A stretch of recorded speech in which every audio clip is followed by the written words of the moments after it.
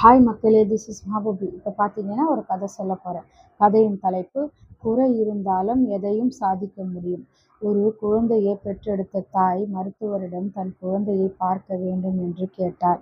மருத்துவரோ, உங்களுக்கு ஒரு அதிர்ச்சியான செய்தி சொல்லப் போகிறேன், மனதை திடப்படுத்திக் கொள்ளுங்கள் என்றார். அதை கேட்ட தாய் பதைபதைத்து அழுகையுடன், என் குழந்தை இறந்து போய்விட்டதா என்று கேட்டாள். குழந்தை இறக்கவில்லை, ஆனால் இறந்திருந்தாலும் கூட நன்றாக இருந்திருக்கும். காரணம், குழந்தை பார்வையற்றது, செவி கேட்கும் தன்மையற்றது பிறந்திருக்கிறது.